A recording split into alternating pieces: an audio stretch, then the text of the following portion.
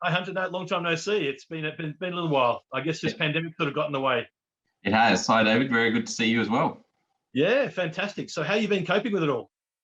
Yeah, pretty good, I think. It's been a crazy couple of years, but in all honesty, being in legal tech, providing cloud solutions to small law firms who have been forced to work from home, not a bad place to be. There's definitely being able to provide some value out there and help people shift into a new working environment. Yeah, congratulations actually on the announcement about being the fourth best place to work in Australia. Thank you very much. Hugely proud of that one. I think that obviously it's great as the business grows, and it's good to see all those numbers. But fourth best place to work, and 2 years ago I think we were 20, and last year we were 14, and this year 4. So very excited, and looks like next year only one place to go, one further place to go, right? So, Hunter, I'm going to actually put something to you, right? So, would it be fair to say, we caught up some months ago, and you told me about your story, and would it be fair to say that you're actually probably one of Legal Tech's best kept secrets? I don't know about that. I think it's probably part of my nature, a little bit humble, to be honest. I don't shout things from the rooftops, and just like getting about doing what we're doing. But I guess little ways, I'm definitely not a headlines kind of guy. Yeah, no, that's cool. That's why I want to tell a story. And I think it's what we talked about this months ago and that sort of stuff. And finally it's sort of happening, which is fantastic. So, Hunter, tell us your story. I want to know, why'd you get into legal tech? Tell us your story from top to bottom. What motivates you? What's your why? Yeah, so it's a good question, and in honesty, I like telling this story, and I literally tell it every week or every 2 weeks. So every new starter who comes on board at Smokeball, in their first day, they spend 2 hours with me. It doesn't matter if they're in our Australian office or in our US office, or out of we've got a lot of QA in the Philippines. We go through the same thing, and every new starter. And I tell them, look, introduce yourselves. And they say, look, I'm going to introduce myself. It might seem a bit crazy, but I'm literally going to go back to where this started when I was about 4 years old. So I love telling the story, and happy to tell it to you because I think that's where Smokeball came from, literally 37 years ago, showing my age. But it's the truth, and it's kind of how we came about. So I grew up in a town called Bathurst. A lot of people know it. It's about 3 hours west of Sydney, small country town of only about 35 or 40,000 people. And my dad was a lawyer in a small law firm. He ran his own business. There was about 4 or 5 people in the firm. He was the only lawyer. And as early as I can remember, we were one of those families that sat around the dinner table at night, and we were asked the question, how was your day? What did you learn today? What went well today? And what went badly today? So we did that all the way through my upbringing. So from about 4 years old, my dad had to do that too, and my mum. And so I feel like I've been hearing about small law firm stories since as early as I can remember. Now, some of those were good, but to be honest, a lot of them were bad. My dad had some pretty tough days and some pretty rough days as a small law firm lawyer. Now, as a 4-year-old, I didn't care. I just really wanted to get into my fish fingers. But as I got a little bit older, I started to really listen to some of his stories and question them a little bit more and kind of try to understand, what it was that he did on a daily basis, why it was tough, and why he kept doing it if it was so tough. So I remember when I was about probably 10 or 12 years of age, I said to him, Dad, you come home every day and your story seemed to be much more around that it was a challenging day than it was an amazing day. Why is that? Why will you keep doing law? I know that where you provide well for the family. Why do you keep doing this if it's so tough? And he said, look, Hunter, when I got into law, I thought that it was a noble profession, and my parents wanted me to do it, and I'd go to law school and I practiced the law. And what I didn't realize, to be honest, until the first 6 months of when I was practicing, is that in law school, they teach you how to research the law and implement the law, but they don't teach you how to manage clients. They don't teach you how to run a business. And they don't really teach you how to be a law firm or the business of law. They only teach you the practice of law. And he said that when I got into it, it was a lot tougher than I thought. And I said, why? And he said, well, it's a lot different. There's a big difference between small law firms and then the mid and the large law firms. And the big difference is in the small law, so up to about 20, 25 people, generally 90% of the time, their clients are mums and dads. So you're writing an invoice to someone who is a person, whereas in the large law, 90% of the time, their clients are corporations or businesses where you're writing an invoice to a company. And the big difference with that is that when you're in small law, that most of the time, anytime they come to you to see you about something, it's about the most important thing happening in their life at that point in time. And so I questioned him. I was like, that can't be right, Dad. I mean, maybe you're just talking yourself up here. And he said, well, if you think about it, there's the good, the bad. But on the bad side, if it's family law and you're going through a divorce or you're fighting over children, it's horrific and it's an emotional time, and there's a lot of counselling involved. If it's bankruptcy, it's bad. Criminal law, clearly it's bad. If it's probate, someone's died, it's generally bad. There's so many areas that it's the most important thing happening in their life, and they're coming to see you to get counsel or advice on how to get through that problem. in the good side of things, if it's conveyancing, they're buying a house, they're probably spending more money than they've ever spent in their life, especially around Sydney these days. And so they're trusting you with that transaction. If they're starting a business, it's exciting, but it's also stressful. Even if it's a will, I said, surely a will, Dad, can't be that stressful. And he's like, mate, you wouldn't understand how much anguish people go through in terms of thinking about how they're going to divide their assets up when they die. He said it's one of the most emotional parts of the law, and I find myself giving people advice on what they should do, even though I shouldn't, rather than just implementing the law down that path. So he said, at any one time, they're coming to see me. It's about the one most important, or maybe the second most important thing happening in their life at that time. And I've got 150 to 180 clients at a time. So 180 of them most important, and I'm just one man. It's pretty hard and pretty stressful doing what we do. And the practice of law, or the implementation of the law is not the hard bit. The managing the client's expectations, communications, counselling, billing, staff, all of those kind of things was just definitely way more than I ever thought it would be. So at that point, I realised that small law is fundamentally an important part of our society. I wouldn't go so far as to say they're the fabric of our society. I might get shout down from the rooftops for saying that, but I do think they're a really important part. And I started to look at my dad a little bit differently and understand what he was doing, to the extent that I got to 17 years old and told Dad I wanted to practice law myself. Now, he tried to talk me out of it. He said, why would you do that? I've been telling you all these years how bad it is. Why the hell do you want to do it now? And I don't know if there was a part of me that, because I really looked up to him and I valued what he did, but also a part of me as a 17-year-old, generally you like to do what your parents don't want you to do. And so maybe I was just jumping that way instead. But I started in law school. In the first 6 months, I realized that university is a great place to be. Beer is cheap. You don't have to work too hard. And so I decided to extend my university life by picking up computer science as well, because it seemed to come reasonably naturally to me. So I went to Bond Uni on the Gold Coast, and computer science and law wasn't a very common double degree. There was only a couple of us doing it. Didn't seem to be two things that go that well together, but I was quite intrigued by it. So during that time, or a bit before my dad actually said, I'm putting some software into my law firm, and it's a work from home environment. Oh, I love it. Perfect.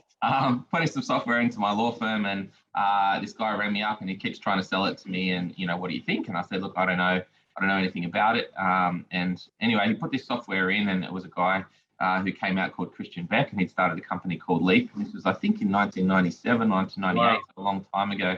And I think early days, Christian, possibly the only reason Christian was able to sell my dad is that he was actually a Bathurst local and went to Scott's Bathurst, and my dad likes to support local. But in the end, it was probably one of the best things that ever happened to my dad's law firm. It really changed, the way that he drove the business forward. And what I started to understand back then, what Christian had done, in that his dad was a lawyer in Parramatta, and his dad was, I think, maybe a 15 years at a law firm. And again, his dad was a great lawyer, but on the business side, things are pretty tough. And he realized that all the software out there for these small law firms were billing software.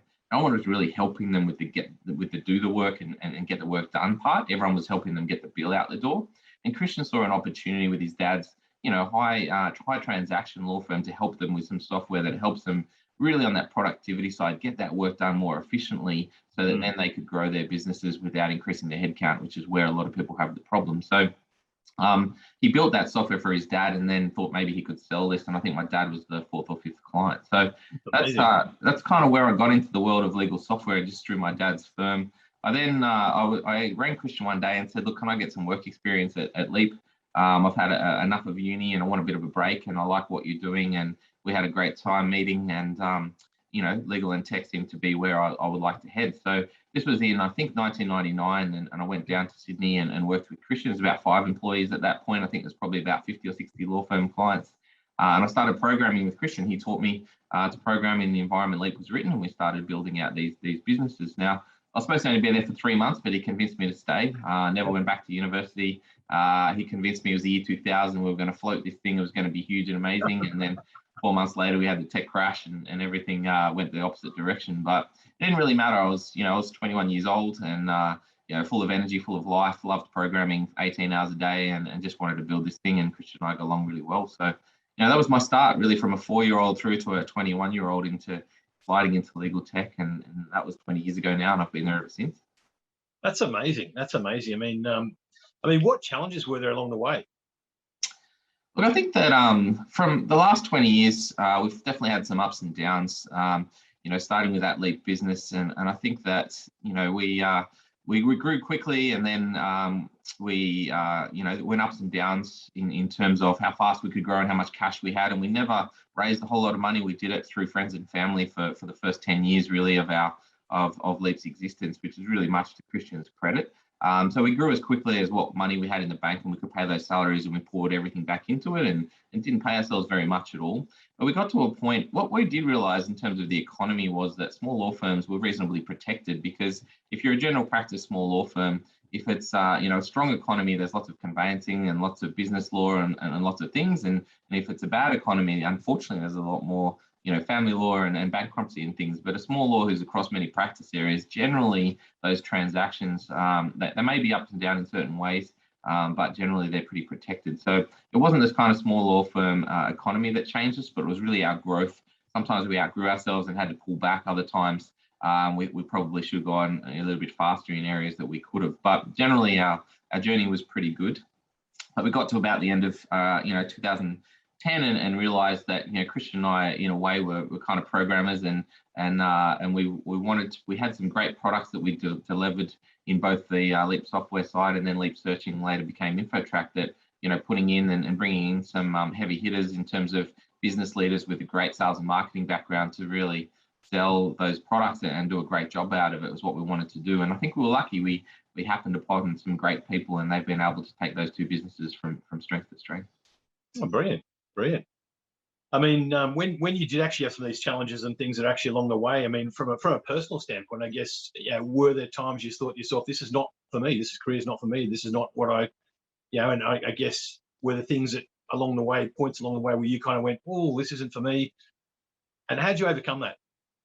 Yeah, it's interesting. This is going to sound like a funny story, but I think it was probably about 2005 or 6, and I had a look at this thing, and this business was building, and it was probably worth a couple of $1 million. The Leap business, this is amazing, but Christian was the majority shareholder, and I thought I was working 18-hour days, and I love what I did, but I was like, I wanted to be a tech entrepreneur. I want to be the guy who owned 80 or 90% of something, and so I kind of I left one day, and I said to him, I'm going to go build my own thing, and I'll still be a director of these businesses, but it seems to be going fine, and so I left, and I went and started a startup with my brother actually, selling wireless internet. So this was before the NBN days, and we thought we had something amazing. But every time we built out a new network and spent some money on it, Telstra would come along and enable the exchange with ADSL, and we'd get pushed out of the market again. So I did that for about 18 months and realized that there's way more to building a good business than just a good idea. And I think there was a lot of strategy and a lot of execution and some smart thinking. And I don't think I'd learned as much from Christian as I should have. And so I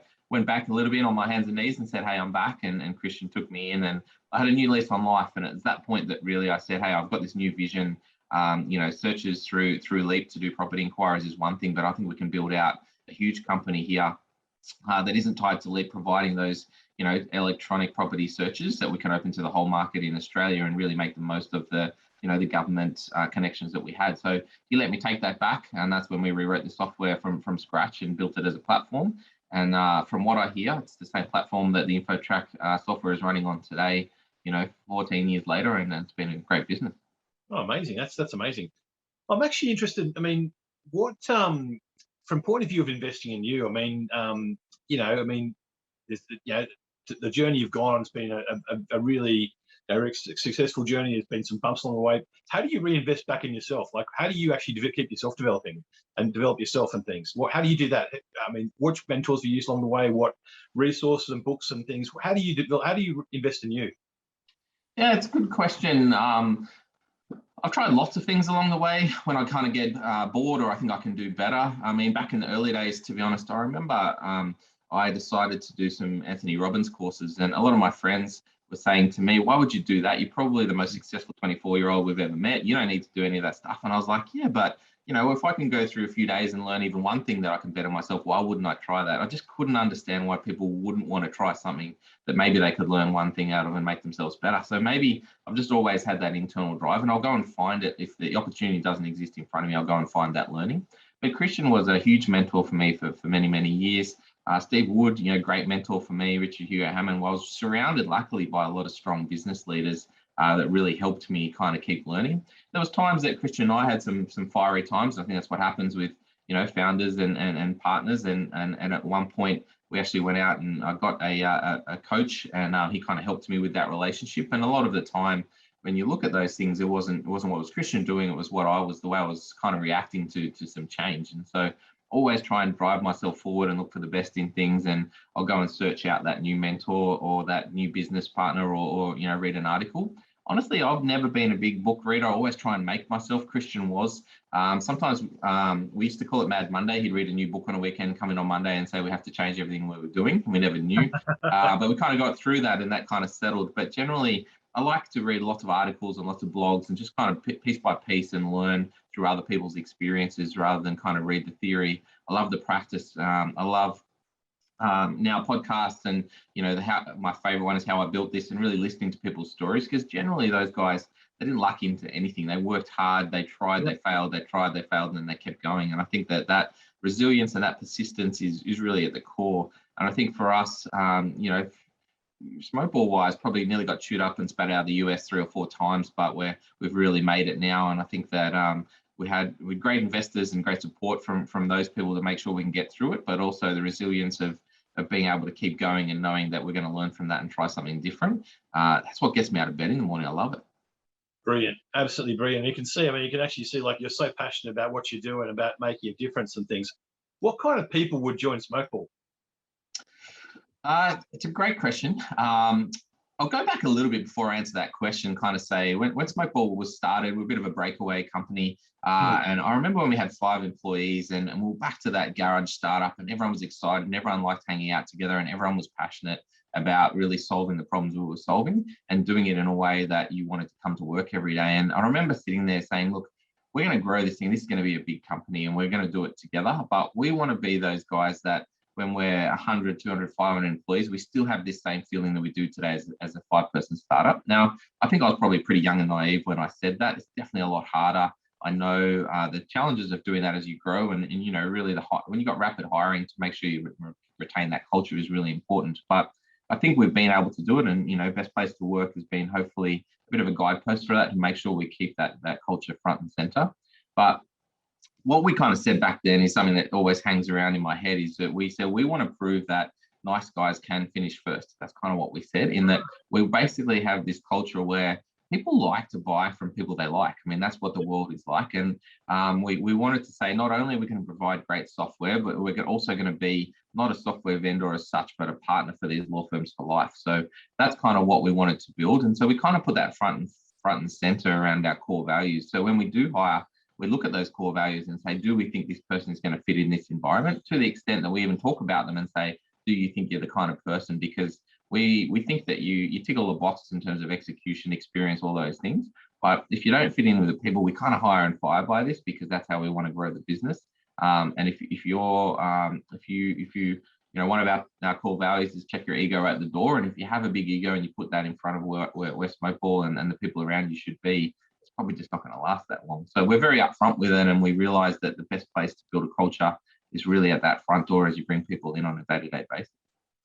So what's more important, university qualification or university of life, when you look at hiring people? Look, I think both. I think this one I actually learned from Christian. Funny early days. Christian doesn't have a university degree, I don't think, at all. And he used to say he kind of learned from the school of hard knocks. And I think there's a lot to be said for that, to be honest. And, he's actually a very, very clever programmer and businessman and entrepreneur alike. But I think for us, we don't really look at the university degree at all. I remember there were days where Christian used to come in and say, if anyone has an MBA, we don't want to accept them. And so he kind of went the other way, and we definitely got around that. And we just look at, what's your experience, what's your passion, do you fit in, and do you think you can do your job? Honestly, the university degree doesn't have a huge amount to do with it. From a computer science point of view, it's been interesting over the years just to see that I think that sometimes the degree is not worth the paper it's written on, a little bit, to be honest. And I think that the practical experience around programming and the fundamentals is where we really want to start. And those guys and girls, and we have quite a lot of developers now, getting back to basics of really the maths of programming and really understanding that this isn't drag and drop. You need to understand how these things fit together is where we like to hire. Interesting. I guess, what are you seeing from point of view of the marketplace? Are you seeing that it's a tight labor market? Most definitely across basically all areas of our business in the US and Australia, probably starting with software developers, and most here in Australia. All of our software team, development team are here in Australia, and hiring developers is very tough. That said, I feel like people hang their hat on that a little bit. Oh, it's really hard to hire developers right now, and we need 20 of them, we need 30 of them. But when you actually just knuckle down and you actually go out there and start looking and you tell your story properly, I don't actually think it ends up being that hard. You've just got to get momentum and you've got to go out there. About 4 months ago, we realized that we were trying to hire just like everyone else in the market. We were going out there and we're using recruiters and we're saying this is a good company and we're bringing them in for a test. And when you go down that path, we were definitely struggling to hire. We flipped it on its head and we said, instead of doing that, let's tell our story. Let's put our story first. Let's say this is why you would want to work at Smokeball. Forget the role, forget anything else. This is why you want to work at Smokeball. So we flipped it. And if you've seen any of our job ads these days, it's more a cultural piece than it is a JD from any point of view. Honestly, it changed things. Like I shit you not, overnight. I've never seen it before, but I think that we've been able to hire more quality people who are more aligned to our culture and much faster than before across development through the commercial business, sales, marketing side of the business. So I do think what I would say to everyone out there is make sure you tell your story. And that's kind of what we probably weren't doing well. You started this conversation with, best kept secret or worst kept secret, but I think it's more, we just kind of get on, put our heads down, and then we were the company we were. But sometimes you should be proud of the company you are from a cultural perspective and stop worrying about the numbers and just put it out there, because most people want a great place to work and most people want to buy things from people they get along well with. And I'm actually going to hit you up for an anecdote. Like, tell me a story about somebody who's actually like joined you and really developed and gone from strength to strength. Well, that's a good question. We've got I'll talk about a couple of people who've been around a long time. Jane Oxley, for example, she's our CRO. So she was actually at Leap when I first started back in 1999, and she was Christian's first salesperson. She was a paralegal, and he kind of brought her in there. So she's been around LegalTech for a long time. And she did a lot of things in there, and she had some time, and she's got an amazing family, and she's tried marketing jobs and sales jobs and really around Legaltech. And I was lucky enough for her to come the Smokeball way, and she ran our US office from literally day one through the first 6.5 or 7 years. She's now our CRO, and Jane and I talk about it a lot in that she could probably do anything she wants. She could be a CEO, she could be a CRO. She's a very a great person and with great experience. And we were talking about the other day, not that this is my story to tell, it's hers, but she said, I love Smokeball and I feel like that it's more about finding the place you belong and being able to have a future where you can build it rather than just going for that next title to be able to say you've got it on your resume. And she's really done that. She could have my job if she wants to at a number of different companies. But we've got this partnership and this culture and this vision and this, what we want to achieve. And we just love doing it every day. Sometimes they're tough and other times they're great, but we love doing it. So, Jane's come a long way. Bart is our CTO. Literally, I hired him as a developer. I did the same thing as Christian did to me. He was at university. He was a friend of a friend. I said, come and get some work experience with us. And he never really went back either. And now he's our CTO. He's one of the smartest tech guys that I know. And he's built this business up to what it is today, really managing a development team with about, 35 or 40 people in it and a huge architecture across the globe. So, these guys have come through, in the journey, or we have together. And we were the ones who sat down and said, when we build Smokeball, we want to build out the culture we have today when we have 300 people and not try and change that. So those are some journeys that have come a long way right from the start. On the shorter end of not so long ago, we've got people who, came in, so many people. I love to see this kind of happen, who've come through a help desk role and into the client team and then into the sales team and into the product team, and really found that the opportunities at Smokeball in a growing business with a culture like ours is that, you may not know exactly where you want to be in 5 years, but trust me, if you start here, the opportunities are endless. And so it's really good to see some of those people. I know, Michelle is one of them. She's ended up in product. Connie, she's head of QA. All these people have come through the business from either a help desk or even a BDR, cold calling role, where the opportunities have really opened up for those guys. So lots of those examples throughout the business as well. That's brilliant. So one last question for you, Hunter. In terms of actually, it's curious. Have you seen You might have seen some of the recent press around some consolidations going on in the legal tech market. Latier are buying a whole bunch of assets and companies in the marketplace, and it seems like there's some consolidation. There's also more that have received funding as well to buy consulting firms. I mean, that's probably the more sort of top end of town. But I guess what are you seeing the market trends from point of view of legal tech vendors? What's it look like? I guess the next couple of years. It's a very good question. I think about this all the time. Not to give away all of my secrets or our secrets, but I do think that my space is really that smaller end of town. So we work in those 1 to 30 user law firms, and that's what that mums and dads law, we call it, is where we really excel, where we can add value, where we can help those law firms and we can help them do a great job for the communities they serve. So that's where our heart is, as you know, telling that story. In those guys, there's definitely been some consolidation around legal tech as well. Most of it really out of the two places, either out of the US or out of basically, private groups like, Christian Beck and that group as well. And there definitely has been some roll-ups. In the US, it's based off largely private equity. Private equity are buying all of the companies they can at extremely high multiples and building those businesses. But the problem with those guys, in my opinion, is that they're getting into it for very different reasons than we are. They're getting into it seeing a good company. They drive it forward for 3 to 5 years. They get as big a price they can as they get out. And the longevity of the people in there who really care about the result they're trying to produce, who really care about helping small law firms be better at what they do and help drive that innovation forward, is just starting to die off. So I think for Smokeball, quite lucky. We're privately held, we're privately owned. We have innovation at the heart of everything we do, and we really want to solve problems for small law firms forever. So I do think that opens up a great stage for us across the US to be that provider that comes through the other side, still privately owned, hopefully investing heavily, but really solving these problems in ways that are great for small law. So I think in the US, that consolidation across private equity will be very interesting play over the next 2 to 5 years as they roll up. There really aren't many privately owned software vendors in the legal tech space now in the US in that small space, and what happens over the next 5 years as they start to roll up will be interesting. On the Australian side of the world, I have learned over the years that the innovation that has been driven here by companies like Leap and Smokeball over the years has driven the expectation of quality software in Australia way faster and higher than what it has been in the US and UK.